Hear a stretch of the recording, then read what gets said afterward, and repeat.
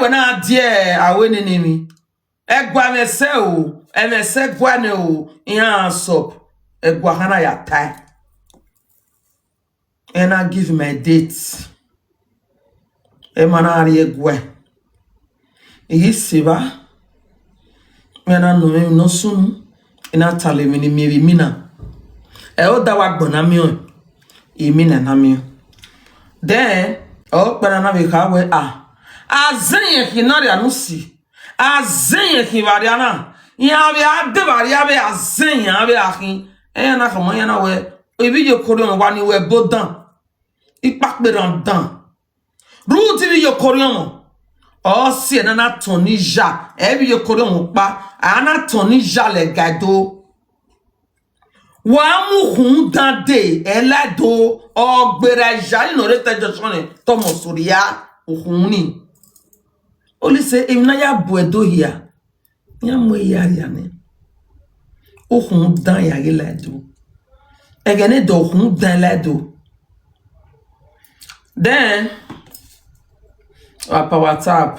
Why enjoy this another life story of my life again if you share now. Why type? Igwa tonana ne do tam we ni lati ampabe na. Why pa WhatsApp? Why ima unwa gift me. Only pa WhatsApp here anything will go why what to tie mana? Why done yo me? Pa WhatsApp why me? Ima unwa rosi me because yeti polo erosi nware no ma ebu be yakin. I'm a gift me. Power type. That is what I want. Then, where say we power tower, where say? Then, Marise Palace. Ana nomota, ena tevinimi. Oh, gana we we, yema okpa eva o.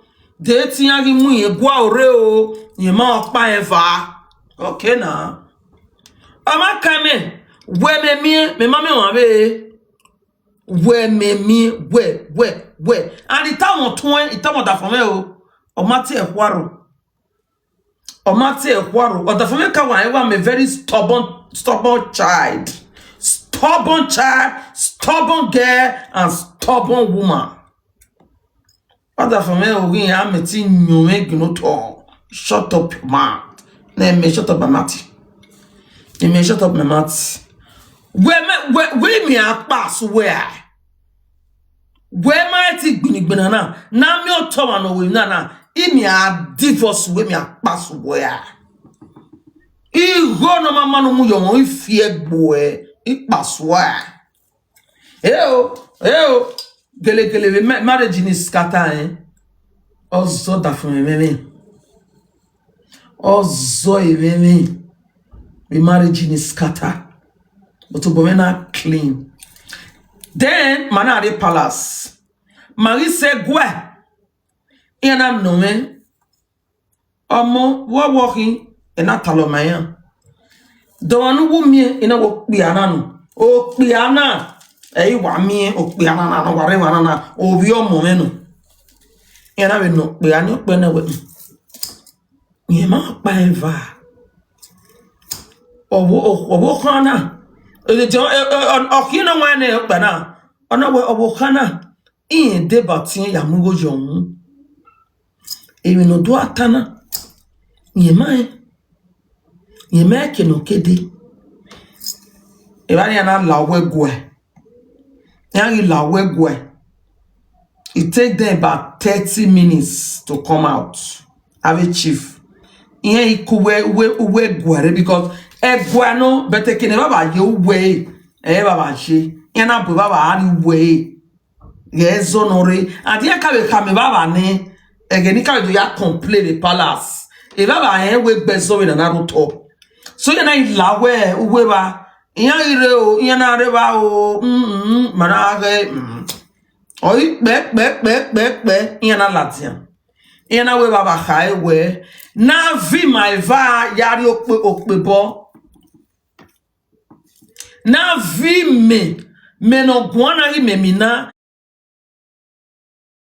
keke okpani me accuse na vi mari okpebo me ma kenari Dima o ma kenari ena weni Mario wa o wiefio Yahweh the Mare Palace egen ye getire palace imebe le keni palace je dedeme denifia wa iwazia oyuwe ibe la we okun lo be to wa ege na ni getinare palace awa e getire palace.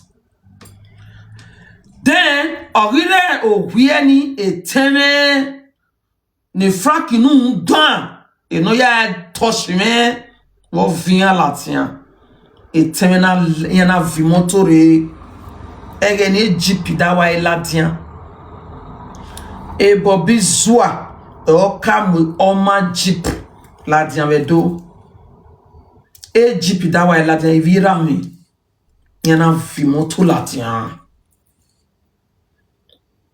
Yanare Palace.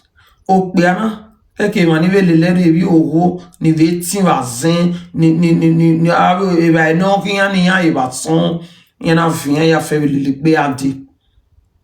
Mena ko la o wi o mu me because u meti waro wodo we u ma de me no we wo. O wi me na khamo on dit u teme no atane gunu o ediono owo amugo yowo hun una le man ediono owo of veye mena so lo we le man ono of yo mo wan gu me gwana o because I me ve rock wa me we unu mena ije me lere family me ya gume gui egbe me na ata ladian uwe mu azena amu azen yan le yo lere metwe mi atana metwe ni mi atane ije me na hu yemai o ma ka be fie mai de tu ka be fie mai ha mo na bona e po mu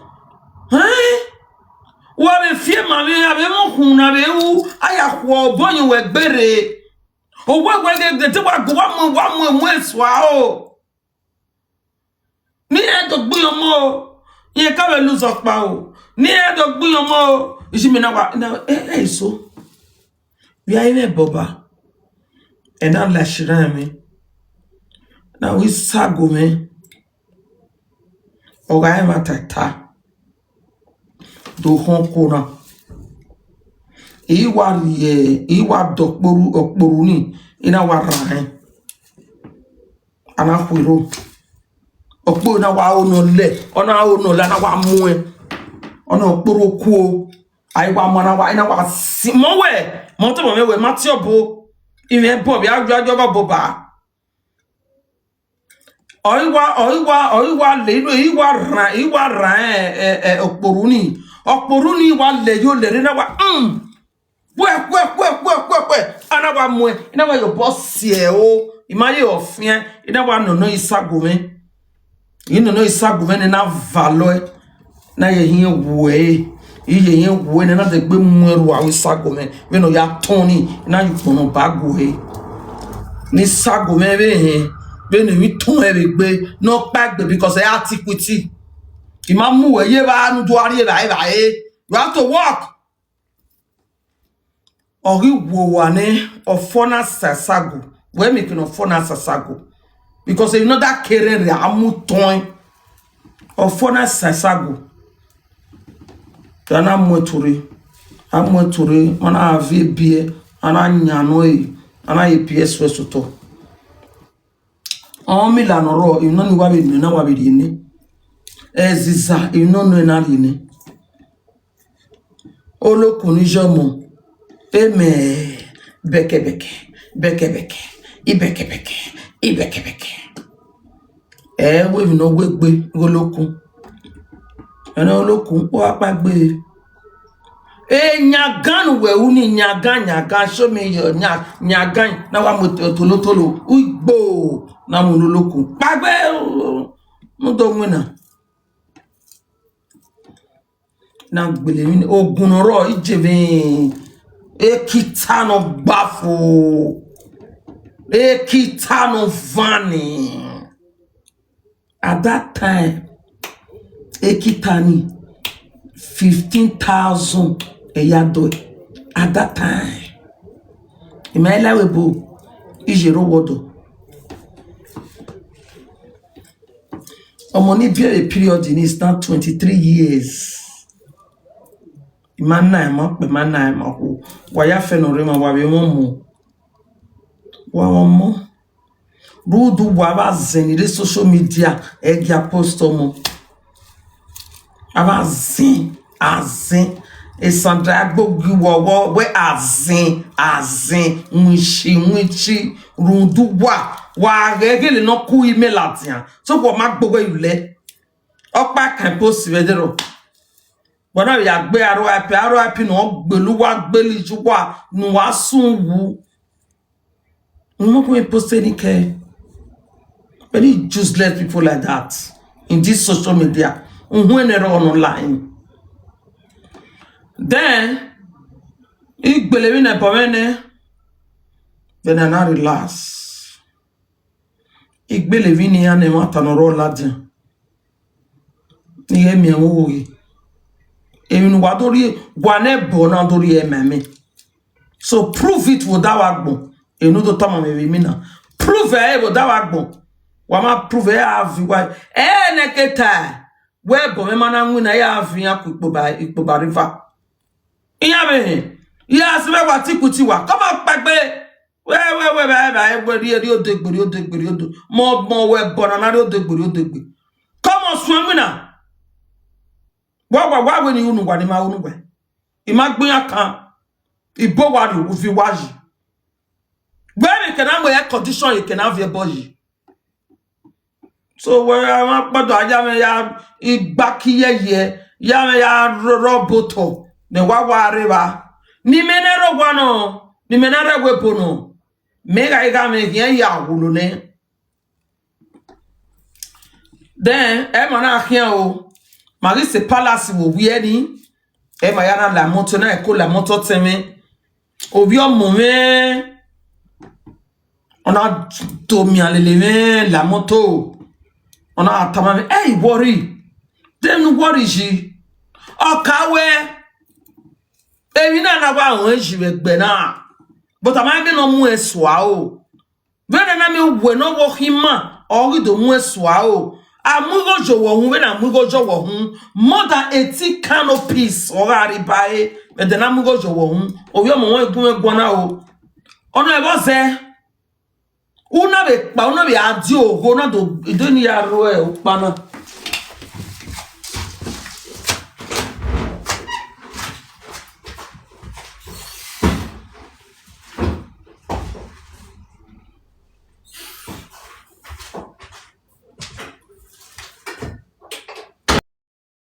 die iye korion we na me we iye da obi iye korion ina de ina do le me din gbe ne ediono oho ona e bo ze ni hana mudiame ona we mi ro pa u me no baba mari seba ana edede e woman oho wa no oho e jemeri no ne after matana e palace o jime oho na ma kan de mama be kinari ave chief of Mariwa yana woni riuta ina riuta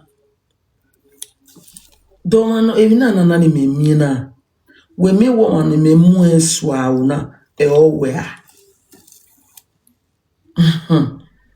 e madani ze wage mege mo we hi obi ohana e spirit wenyo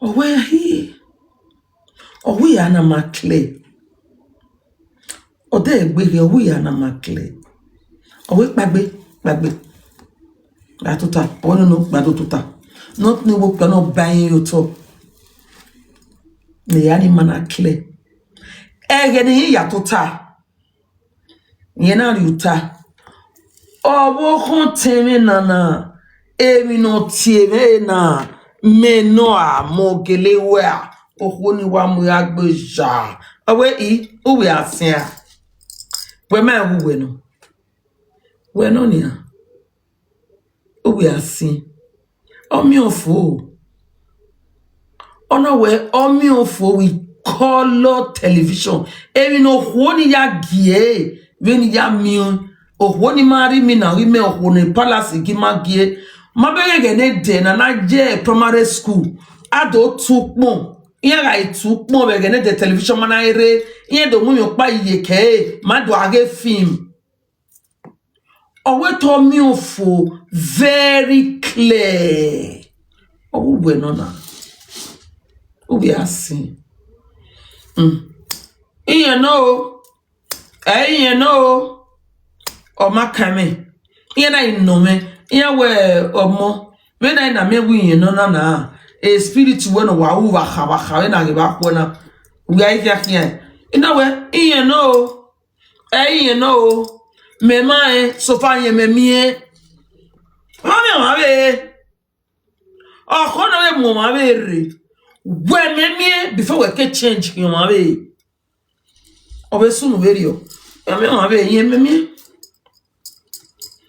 ena dola onji me no be gbe la ko me so ko barut we no vi yo korion ndo bo wa be do tu wa ma o wa ma but ipa pe ran dan oke wo wa ni re la Benin City ogbenso ka ogbenso kaka bo wa no pa pe ran wa mi pa pe ran o ye do ma ya fe hin ima superior so wa ma be superior se me do na bi me Benin City ni mama superior se bi yokorion ibi yokoro ma be superior se ma o ye do ma ya fe hin o yo ba ma ya fe hin ma ovin o ye ma hin ma ovin ba God forbid ya on be me so time mi da o yon ovin ba e ovin ba o e ra mi je ma kan we ovin ba hin o yo back hin e ovin awawa don't address me and no way I will never accept that. Then another mo pe na o ari mwene e chief of pano ga arriba wo bu kana wo khiregbe ona di hygiene la owa na ya ke we for one o makame ona di hygiene la owa o di hygiene la owa gini inde gbe ala dia yana wa yin o ma mo egwa ori wa yin o makame o ma mo egwa ore o wore o weme mie o ma zo bu a do boy wo pon di amina di agbe do boy wo pon also gbon na me spirit ni me na me tiri asenima because ma se ba ni ma mi di agbe mentale yakwa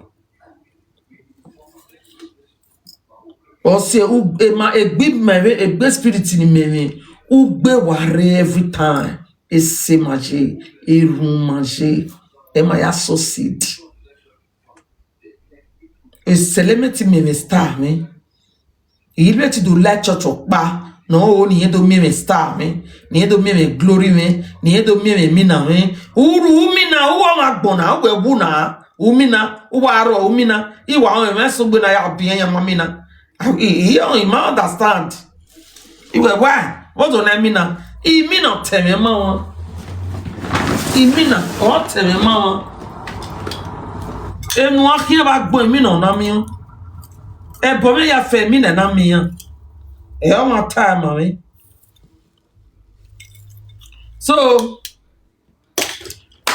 na wo gba ni mi ame o pe na ga mi ame na wa ye ba kan o because iyan time we am gboro iyan time we am gboro me yin no because a family me ya mo me ni so mayin ni ya ri mo me ina vivi me ina adioje me ya on ti lo da fomento boy mi o te no so o te go dore we ti dori me ya yu we gban so na wo no pe ani mi ame o pe na o ni e ba kan o Awe. Mi toy. No hikia wa wo. No give mu ho asin. Do ya popo wa son. Oni you because I don't take be. No give do mu hu yin. Why you be comment was stop writing comment. I don't read any comment. Whether you praise me or you insult me, I don't give a F, I don't give a shit.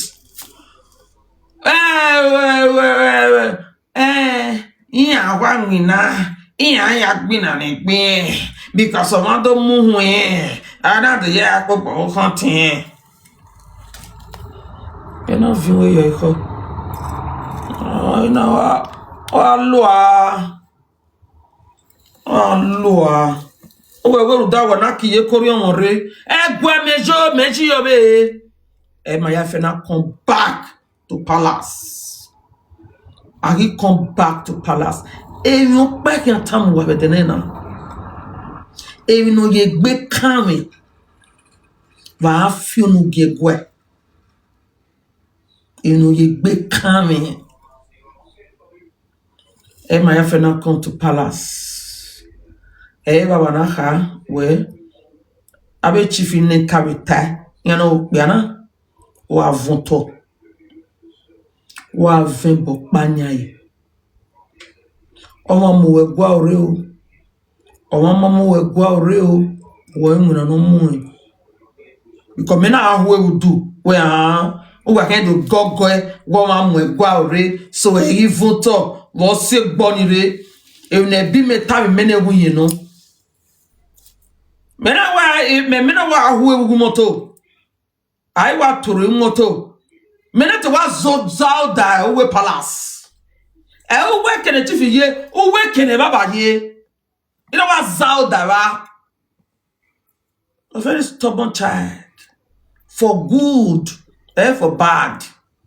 You know when you don't know you have baba. Because you know what if you wa baba ma klese. You have baba. You have to vetalo man. Lare.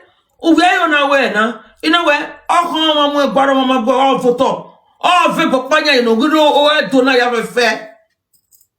Oh, when you take back damn baby or get damn or that wowe to no do na. When we we ohana. You na keep you ma get ona you na arrest. You na keep you ma get pa. You na oni me ariwa. Uwe na when they be adi. Ni are relax. That when the spirit me wa ya unana.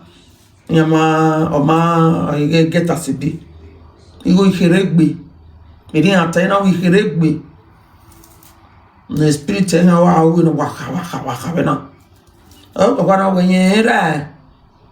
Obera na ri. E o se na ri gbe ye me na. O temo pa be aruwe.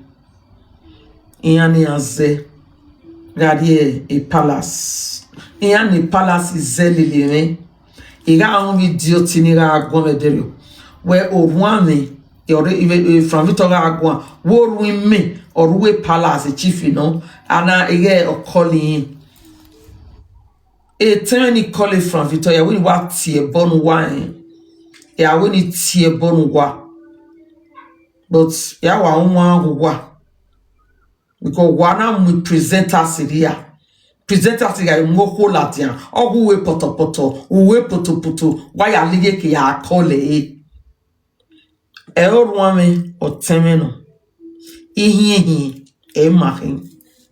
Ihi. And the chief, you know, we palace. Then a day be in a day ade. Ihi seba. We are.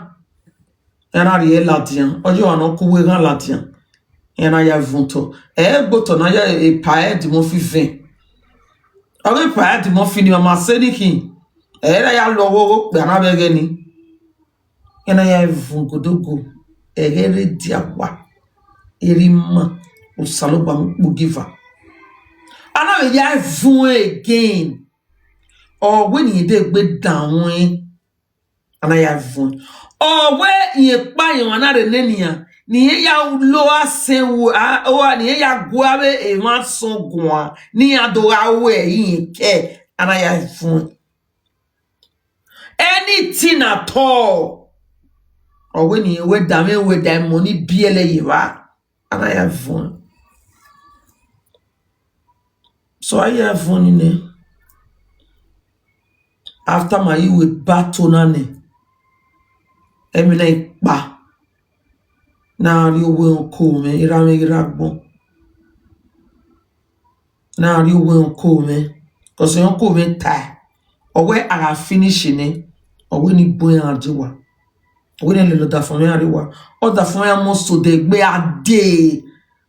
Do my when I are you where when I have been an where. Oh the be dollar do you wo. We complain my way, and you sit down there doing nothing. I will now in a palace. I ought to know about driving me. You know how you go and call me. Now to tell you go and call. Out of family, yeah. Oh, you know how you wish me. My man, the baby, are you go again? Because of Kagboria. On a highway, I mute na yane. Okay, can I do Tammy? Or the phone of Motolatia. A jeep of the family army. A non lao. In my moto na zeni lie. Eh, manahia, Mahis Sevani. Imabela Zena, or Mahama Gere. Ohama Gere. In a was an manare. Ya we meti lie, I wait you know. Eti la we you know. Which is a whole horn of area. So why I go honor? We never complain my way. Every time. Woman your panu. What me okay me la we you know. What any manare? Ya we gere. When I do okay. Ya we or tian. So tian. Ya how one okay. Ya to do ya me be bob. Ya to do ya me cool. Ya me get feel si we. Obi sakpoba road for that matter. Nia. Evana peve, evana nwa. Di igwera me guje me. Iga ejo imeji guje me si igbesen. Imeji gwera me si igbesen. Sakpoba road dino wa igwe nije. Eba nia. Emana area we jono ho. Aisa we emana kabwe okagborian. Ebe chief na beleleme o. For you to know when the palace yak bena no one, ave chief ni leli marie ye okpebo ina beleli marie oho, because Ram is a pure name. Aiku is a big name. Igani idiot ni neme kia la rovie bedero no na rovie ravije. My father carry name. Ave chief na lelima ve ari oho.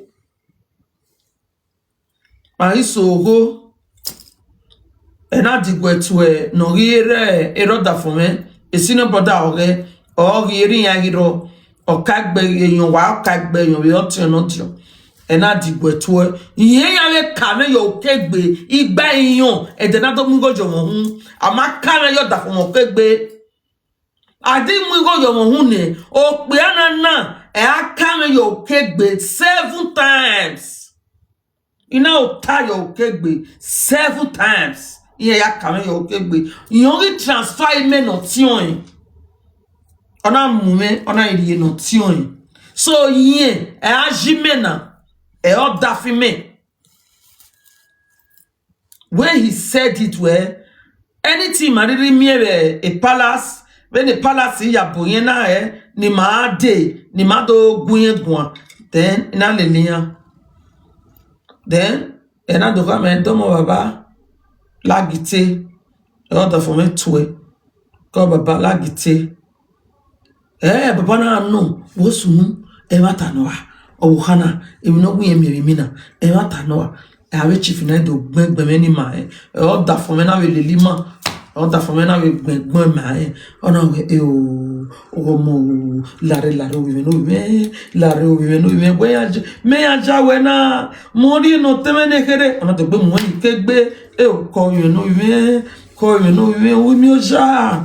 Mi o ja. Di egbo mi me escate marriage na. Ede gbe isunu. Ede gbe isunu mi no me. E ba ma go bi do marie. Obi oba ohin. E be o. Ona leru me. Ori leru me fone. Ona we run ni na me na. Ima de gbe ya de gbe ne. Wa we di no owo. E baba na le. E baba e jama. O senior brother order for me. Ona laura. Ona magbadajo. O ma ye na. E wa nini. E wa na awon do. Ona magbadajo. O magbadajo. E mana ri awe di no owo. Mari sa we di no owo. E wa ya de gbudu leru me. Natana. E ko Yesu we onko me o. Onko me we a marriage ni. Wa we is scattered. Marike awe di no owo de.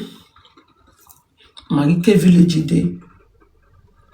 Ije me bon wa. And then I drop on me just on ije me. Other for now we ja. Ama we tani. Then I will drop e by. But yen yo kwa re wa. And I will. Ori wa. Era kai. We aga ijo hori. No mona bunya diwa. Omago no liluari.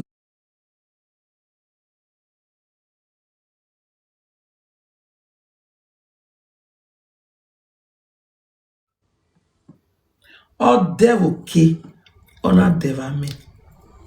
Igbaha. E o gba ni mugo yo mo. Igbaha. Ona mugo yo mo. Veze. Ona mugo yo mo. Vakare bome. Ona e mugo yo mo. Vakare gbeme. Ona gbukuku yo mo. So igbaha no. Ogele devil ke deva me. But to devil ke deva me. We masa bi wolo. We ado wolo. Ena tore.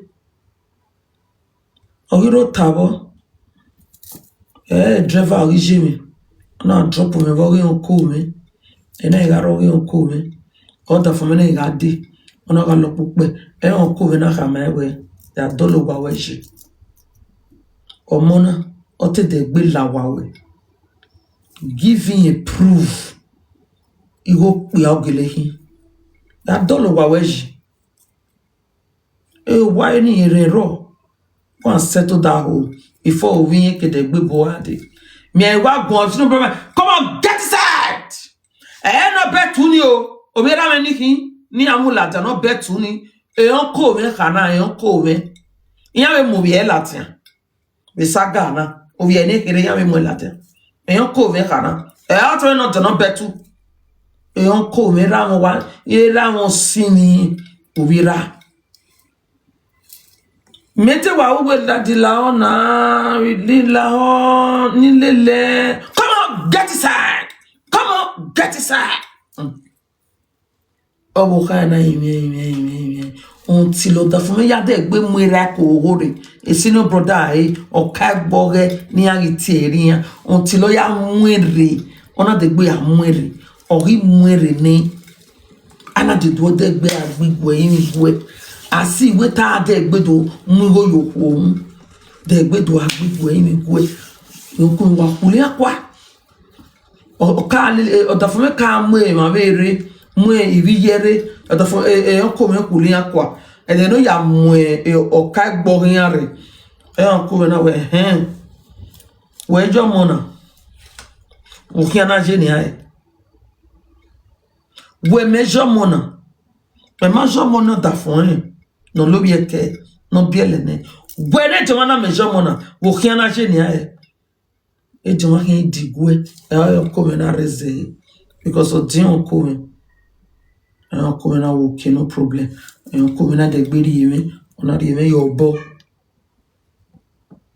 na vi awu ni be silo are o ko me ina ko baba na mi violele ya e de le sobo da fun me. The marriage ne ya scatter yana bando bona nege de gbe la wani Nigga de gbe la water for me. Ama tian water for me a tu gbe. Dia amegbe. O wani ni mejeni ne de gbe la o. Oboma kwe. Obona so pakpera. Ma water for me na so zo gbe ni gbe na. E ma ga gbe na. Zo. Je me gata yin time na. Yin time na. Egbe ba lo gbe. Ah, ko ta wo wa. Zo. The marriage ni. After I work guane many years later. Iye na ga nwu na yo tian. Iye ma yire bo kame o. But iye na ga nwu na yo tian wa azawo wa. O wa azawo. O yire no gunre. O bujeje o ko yo yi. O te do gbe won na o. Bam.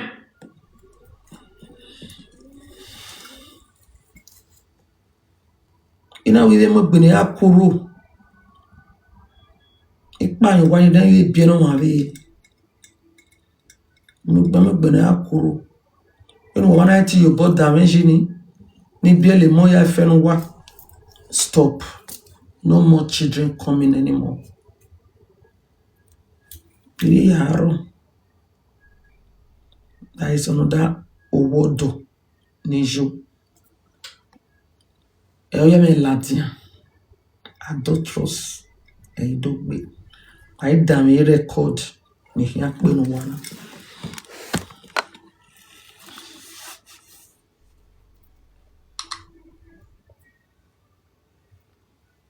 So, I want to stop on me. But adulterous o mweduria. Bena iwa jinana. Iya we ihu. Gawa iya iwa hariye. Ekeni ya here ya ge. Vason. Odafiyan. Obi edo for that matter. O kamiya we. O hiyo we o.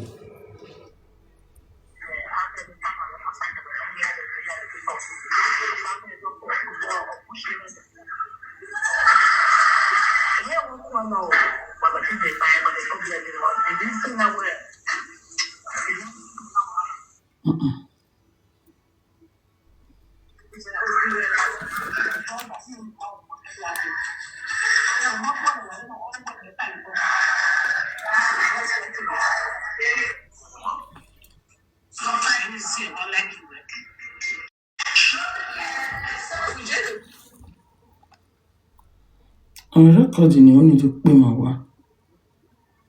O na ikane woge e o si me.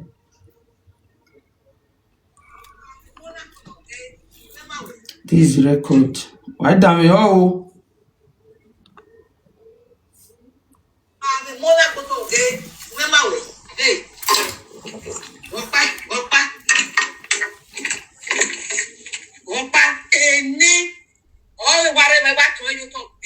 For you to know where I'm ready. Mo ede tu balama. Go there for a reason. Why mona go to why they go? I don't care. It's a loud child. We surprise we here mona. And they go back. I come away with lawa. Na we head of ya mona. Una wulawa. Una we abo hala we pe. Una we no maka we kan ha o ha lelele. Una we to agbe na gbe wa. Maka du gbe na ne David no ya ka ton no wo. No ya ka ton no wo le do se. No ya ka ton no wo la lowo. Afia Umaka gugbenane David no ya ka tonowo no ya ka lalowo. E point reva. E type social media na. Ibi agbomo mebo wedere. E record ya agbomo mebo. E dene na wiri. E record e ya wono na. Nobody will say they ti recorded David. E David ya minu ya khani agwe ihe makama me ni go ahead. Fear mama na ji wa so lo yere gbogbo wa so lo ma tem nu gbeba. O ma tem nu gbeba ba o do ni o se na mu we aka we yi. Why so tun aye ku ya won ya. Te ko be ga si wo ji. Why this Jerry aye? Who dey pay for David aha? Why it is Jerry aye? Who dey gbe bu David aye?